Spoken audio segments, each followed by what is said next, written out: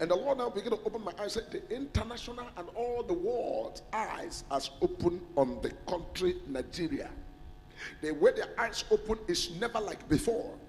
The eyes are open to extent that even when somebody is in the toilet, going to toilet, their eyes is right there in the toilet. When somebody is also on the street, walking on the street, somebody walking on the street, their eyes is right there on the street. Even the people that are inside the kitchen trying to cook food, eyes of the international community and all over the world is already in the kitchen. And the technology that I see in the realm of the spirit that is happening now is a technology of videoing, to extent that every single step taken from anywhere, whether inside prison or inside the bathroom or inside anywhere, is videoed live. Videoed live. Nothing is hidden. So what this means is I could be sitting here watching TV from my bedroom, and you could be anywhere in the world looking at this image of me watching. Yep, I could be sitting on a laptop in a cafe in Paris, and as long as I have a network connection, I'd be able to get into your TV and access the camera. The kind of scary things about it is that it doesn't actually give any indication that the camera's on, and there's no little LED that shows up when the camera's on. So it could actually be watching you and you never even know. Any food you are serving somebody to eat, or somebody is about to eat, or you put the food on the table, you want to eat, the ingredients that are used to cook that food are already on what is called satellite, spiritual satellite and physical satellite, because the eyes of the world is right here in the country. And the Lord began to open my eyes, and the Lord said that protests we have been seeing in the country before are child's play to what is about to erupt in the realm of the spirit.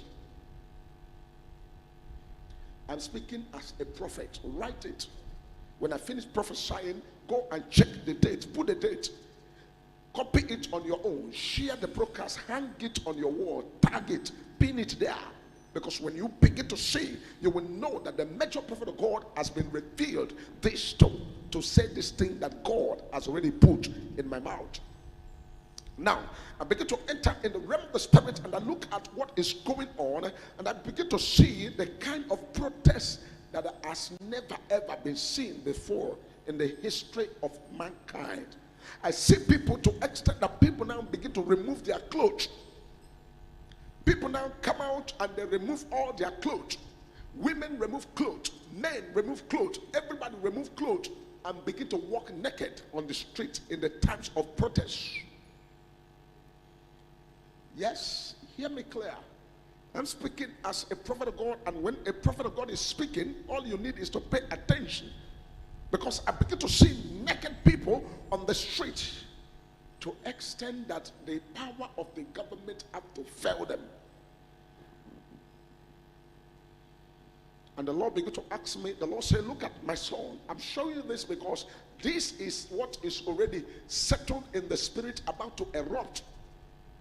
But high carefulness and the high right thing being done can only withheld it a little bit. If not, I am speaking as a prophet. Prophet gives the message, and the Bible says, let he that has ear hear what the Spirit is saying, and he that has eyes see what the Spirit is also showing. You may know me for the first time, but I want to let you know that in this prophetic, I am not prophesying for the first time. That is why in the realm of the spirit, I enter into Asarok to go and check, and I enter straight to Abuja. I said, what is this problem going on about Nnamdi Kanu and the rest of them? And the Lord said, this is a event of things that are already written to happen, even at this time. That when God was revealing to me that this man came back to Nigeria, and in the month of July, August, September, and October, things will unfold. That is exactly what is about to be unfolding. And then I begin to panic in the spirit. I said, God, is this not going to be a problem or a war? God said, no, the finger of God is in the air, because God is about to do that which will give everybody permanent peace. And everybody will be happy that the right things must be done. And so that means this is not war. That means this is not everywhere crash. That means this is what is called negotiation. Because in the realm of the spirit, I am seeing negotiation, I'm seeing discussions, and I'm seeing agreement, and I'm seeing negotiation going on to extent that everybody now begins to say, okay, let's this way, to hang up the problem once and for all and get everywhere tidied up and things get better and the right way, whatever is the perfect will of God to be accomplished. That this is the step that is in the realm of the spirit and has been for a long time, and the hour has come for God himself now to step into everything. In the southeast, we understand that the sit-at-home order ordered by the indigenous people of Biafra is getting momentum as the street, major street in the cities of the southeast are empty of human and vehicular traffic. All right, we have reports reaching us from Enugu, in the city, where on Monday mornings like this, they have what is usually called school runs, where parents used to take their children to school. Just like in every other city in the country, you have parents taking their children to school, rush hours, they drop their children off to school and then they go back to work. But this morning, reports reaching us from our correspondents in Enugu State says the streets are empty. And this normal school run, the usual school run, is not there. Now, don't forget that even during the newspaper review, we talked about the conflicting order coming from IPOB, while the second in command, Emma Powerful, or rather the publicity secretary, I think, issued an order saying every Monday there will be sit-at-home order, what they call civil disobedience, to compel the federal government to release its leader, Nnamdi Kanu, from the DSS custody. But from this report we are getting from Enugu, it would appear that the powerful, Emma Powerful order is being carried out. And Utibe, what worries me now is what happens to the children who are supposed to be writing NECO exams this morning. Well, it's quite very disturbing because, I mean, these are exams that, it's nationwide and they can't really say, let's have our own separately. So that's, I know that most schools are on vacation now, holidays, but those preparing for exams would have to take their exams, which are national examinations. They have to take their exams as scheduled by the examination body. You would expect that the security agencies in situations like this would have stepped in to assure the people. I know some few state governments, like the Ebonyi state government, have said, look, people are allowed to move around and assure people to go around their normal activities.